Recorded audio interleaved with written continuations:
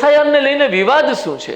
SIR ને લઈને વિવાદ એ છે કે કોંગ્રેસ, સમાજવાદી પાર્ટી, તૃણમૂલ કોંગ્રેસ જેવી વિવિધ વિપક્ષી રાજનીતિક પાર્ટીઓનો દાવો છે કે ચૂંટણી પંચની ભૂમિકા કંઈક એવી છે કે જેના પરિણામે મતોની ચોરી થઈ રહી છે અને ડુપ્લિકેટ વોટર્સ ઊભા થઈ રહ્યા છે, નકલી વોટર્સ ઊભા થઈ રહ્યા છે. એ સંબંધમાં વિપક્ષના એક નેતા દ્વારા એક પ્રેઝન્ટેશન રજૂ કરવામાં આવ્યું અને પ્રેઝન્ટેશનમાં 5 પ્રકારની સમસ્યાઓ એમણે પ્રસ્તુત કરી કે જેનાથી ચૂંટણી જે છે એ ન તો જનપ્રતિનિધિત્વને દર્શાવે છે અને ન નિષ્પક્ષતાને દર્શાવે છે.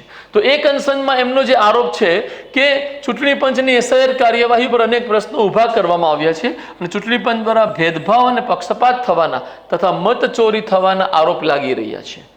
આ બાબતમાં વિપક્ષ દ્વારા રજૂ કરવામાં આવેલી દલીલોને નીચે પ્રમાણે રજૂ કરી શકાય. પહેલી દલીલ છે ડુપ્લિકેટ મતદારો. ઘણી જગ્યાએ મતદાર યાદીમાં એક જ વ્યક્તિ દેખાય છે પરંતુ દરેક વખતે તેનો બૂથ નંબર અલગ અલગ હોય છે. 3 વાર મતદાન કરનારા આવા 11,000 શંકાસ્પદોની ઓળખ વિપક્ષ દ્વારા કરવામાં આવી છે કે એક જ વિધાનસભા ક્ષેત્રમાં 3 વખત મતદાન કરનારા લોકોની ઓળખ કરી છે. 11,000 એવા મત છે. બીજી વાત કે ખોટા સરનામા લખી દેવામાં આવે છે.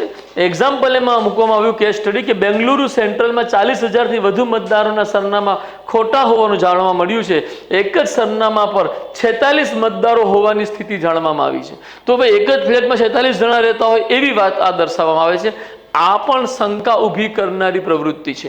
વિપક્ષનું એવું કહેવું છે કે મહારાષ્ટ્ર અને કર્ણાટકમાં જે ચૂંટણીઓ થઈ એ ચૂંટણીઓમાં આ પ્રકારની અનિયમિતતાઓના માધ્યમથી એક નિશ્ચિત પક્ષને લાભ મળ્યો છે અને અમારે પરાજયનો સામનો કરવો પડ્યો છે. જો નિષ્પક્ષ, સ્વતંત્ર અને આ પ્રકારની ખામીઓ વગરની ચૂંટણી થઈ હોત તો પરિણામ કંઈક ઓર હોત. આ સંબંધમાં એ લોકો ત્રીજી આર્ગ્યુમેન્ટ શું મૂકે છે? એક સરનામા પર અનેક મતદારો. કેટલાક એવા કેસ સામે આવ્યા છે જેમાં એક સરનામે ઘણા મતદારો મળ્યા. એક જ બૂથ નંબર પર લિસ્ટેડ 35 નંબરના ઘર પર 80 મતદાર મળ્યા. એ લોકોએ અનેક આવા કાગળોનો સ્ટડી કરી અને આ ડેટા તારવ્યા છે અને આ કાગળોનો પણ એક ફોટો વિપક્ષ દ્વારા રજૂ કરવામાં આવ્યો રાહુલ ગાંધી દ્વારા કે જુઓ અમે કેટલા કાગળોનો અભ્યાસ કરીને તમારી સામે આ વિગત લઈને આવ્યા છીએ. ચોથી બાબત કે ફોટાના આકાર અને સ્વરૂપ એવા હોય છે કે તેમની સાચી ઓળખ થઈ શકે નહીં મતદાતા કાર્ડમાં.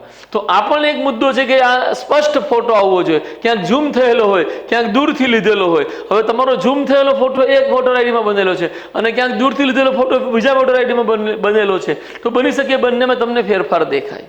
નંબર 5 કે ફોર્મ 6 થી છેતરપિંડી કરવામાં આવી રહી છે. ફોર્મ 6 શું છે? તો કે જે પહેલી વાર વોટિંગ કરવા 18 વર્ષથી વધુ વયના થયા પહેલી વાર વોટિંગ કરવા જશે એને જે અરજી માટે ફોર્મ ભરવાનું હોય એને ફોર્મ 6 કહેવામાં આવે. આ ફોર્મ 6નો પણ દુરુપયોગ થઈ રહ્યો છે એવી બાબત પણ વિપક્ષ દ્વારા રજૂ કરવામાં આવી છે.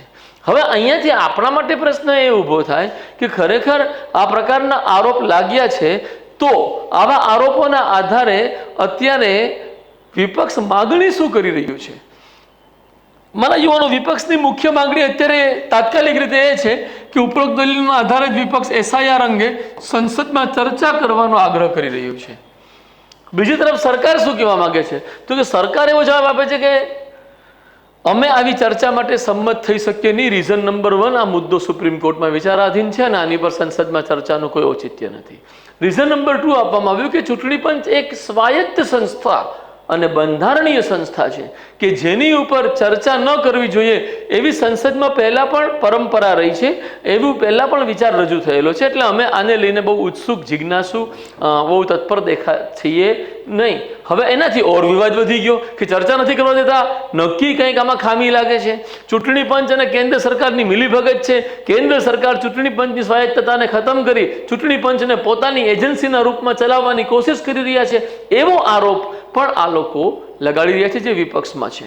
બની શકે કે આ આરોપોની સત્યતા ના હોય પરંતુ આરોપ લાગી રહ્યા છે એવું વિપક્ષ દ્વારા આપણને સ્પષ્ટ થાય. હવે આ દ્રષ્ટિથી આપણે પણ એક સ્ટેન્ડ લેવું પડે કે આમાં શું થવું જોઈએ. તો એક 2-3 મુદ્દાઓ મેં તારવ્યા છે કે ચૂંટણી પંચે ઉપરોક્ત દલીલોમાં રજૂ કરાયેલી પરિસ્થિતિઓની નિષ્પક્ષ તપાસ કરવી જોઈએ અને આવી કોઈ પણ અનિયમિતતાને સમાપ્ત કરવી જોઈએ. પહેલી વાત કે અગર આ વસ્તુ એમણે રિસર્ચ કરીને રજૂ કરી છે તો આપણે એની તપાસ કરીએ, એની સચ્ચાઈ જાણીએ. જો ખરેખર આવી ખામીઓ છે તો એ ખામીઓને દૂર કરવા ઉપર ધ્યાન આપીએ. બિકોઝ જો આવી ખામીઓ હોય તો એ લોકતંત્ર માટે તો ઉચિત નથી જ. બીજી બાબત, ત્યાં સિવાય લોકોના નિજતાના હક સહિત વિવિધ હકો તથા રાષ્ટ્રની સુરક્ષા જેવા ધોરણોને ધ્યાને રાખીને યથાશક્ય અધિકતમ પારદર્શકતા રાખવી જોઈએ. ચૂંટણી પંચ જો આ બધું પારદર્શક રીતે કરે કે ભાઈ મશીન રીડિંગ થાય એ રીતના ઇલેક્ટ્રોનિક ડેટા ચૂંટણી પંચ નથી આપી રહ્યું, એવો વિપક્ષનો આરોપ છે.